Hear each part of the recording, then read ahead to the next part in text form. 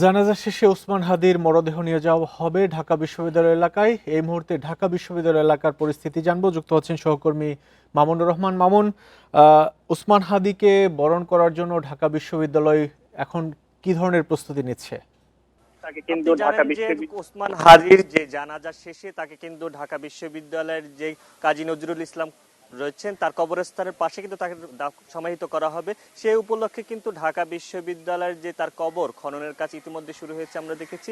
এছাড়া ঢাকা বিশ্ববিদ্যালয়ের সার্বিক পরিস্থিতি নিরাপত্তা নিয়ে যদি বলি তাহলে দেখবেন আমরা দেখেছি সকাল থেকেই যে শাহবাগের মোড় থেকে শুরু করে নীলক্ষেতের মোড়, সেই সব মোড়ে কিন্তু পর্যাপ্ত পরিমাণ সেনা বিজিবি মোতায়েন থেকে শুরু করে নিরাপত্তার সাথে জড়িত সকল বাহিনীরা উপস্থিত রয়েছেন। এছাড়া শাহবাগ মোড়ে কিন্তু আমরা দেখেছি এখন তার যে সমর্থকরা রয়েছেন, তার যে ভক্তরা রয়েছেন, তার যে অনুসারীরা রয়েছেন তারা কিন্তু জড়ো হচ্ছেন এবং বিভিন্ন স্লোগানে কিন্তু মুখরিত হচ্ছেন তারা, এবং তারা বলছেন যে আমরা সবাই হাদি হব, হাদির বিচার চাই, এমন নানা ধরনের স্লোগানে কিন্তু তারা বলছেন এবং তারা বলছেন যে তার বিচার বাংলাদেশে হতেই হবে, সেই তার বিচার কিন্তু বাংলাদেশে হতে হবে এবং যে কোনো মূল্যেই হতে হবে। এবং জানাজার পরে কিন্তু তার বিচারের জন্য তারা বলছেন আমরা একটি বিক্ষোভ করব এবং সেই বিক্ষোভের সাথে সাথে কিন্তু সে মানিক মিয়া যে ভেন্যুতে তার যে জানাজা হওয়ার কথা রয়েছে, জানাজা শেষে কিন্তু এটা ঢাকা বিশ্ববিদ্যালয়ে আসবে, সেই সাথে কিন্তু তারা মিছিলে সেই স্লোগান দেওয়ার কথা বলছেন। যদি ঢাকা বিশ্ববিদ্যালয়ের সার্বিক চিত্র বলে নিরাপত্তা থেকে শুরু করে তার দাফনের যে প্রস্তুতি সকল কিছু কিন্তু ইতিমধ্যে সম্পন্ন হয়ে গেছে। এখন তার জানাজার পরবর্তী যে ব্যবস্থাগুলো রয়েছে সেই ব্যবস্থার অপেক্ষা রয়েছে। ঢাকা বিশ্ববিদ্যালয় থেকে এখানেই জাতীয় কবি কাজী নজরুল ইসলামের সমাধি রয়েছে, তার সমাধির পাশেই ওসমান হাদি শাহিদ হবেন চিরনিদ্রায়।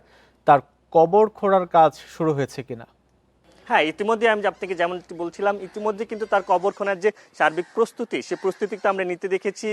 মানে মাটি খনন করার জন্য যা যা প্রয়োজন সেই প্রয়োজনের জিনিস কিন্তু ইতিমধ্যে আনা হচ্ছে এবং খুব শীঘ্রই হয়তো এই কাজ শুরু হয়ে যাবে এবং এটি বলা যায় জানাজার আগে সম্পূর্ণ প্রস্তুতি নেওয়া শেষ করবে তারা।